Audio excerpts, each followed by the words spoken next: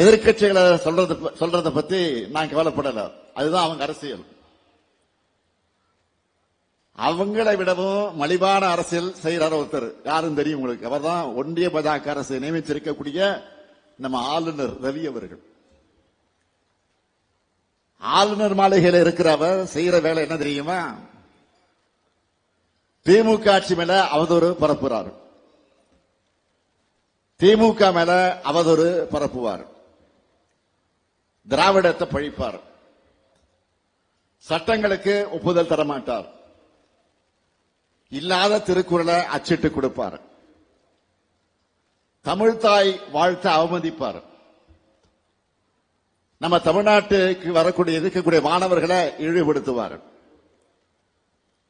தமிழ்நாட்டோட கல்வி, சட்டம் ஒழுங்கு, பெண்கள் பாதுகாப்பு பத்தி எல்லாம் உண்மைக்கு புறம்பா இல்லாத பொல்லாத சொல்லி பீதியை கிளப்புவார்.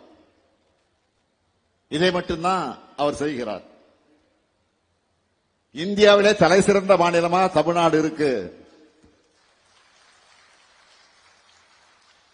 இதை நாங்க மட்டும் சொல்றோமா, நீங்க மட்டும் சொல்றீங்களா? இல்ல, ஒன்றிய பாஜக அரசு வெளியிடுகிற புள்ளி விவரங்கள் சாட்சி அதுக்கு.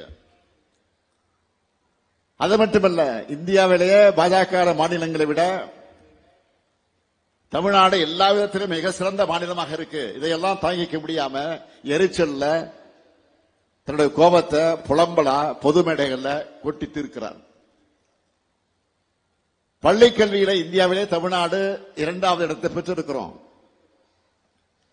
தமிழ்நாடு அமைதியான மாநிலமாக இருக்கிற காரணத்தினால்தான் இந்த 4 ஆண்டு காலத்தில் 10 லட்சம் கோடி ரூபாய் மதிப்பிலான முதலீடுகளை நாம் ஈர்த்திருக்கிறோம். பெண்களுக்கு பாதுகாப்பு இல்லையா, ஆளுநர் கண்டுபிடிச்சிருக்கிறார். தேசிய குற்ற ஆவண காப்பகத்தின் 2022ஆம் ஆண்டு அறிக்கையின்படி இந்தியாவிலே பெண்களுக்கு எதிரான குற்றங்கள் நடக்கிற மாநிலங்கள்ல பாஜக ஆளுகிற உத்தரப்பிரதேசம் தான் முதலிடத்தில் இருக்கு.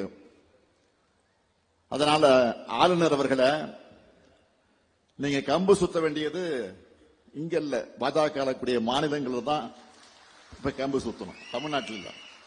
இப்ப அங்க போய் சுத்துங்க.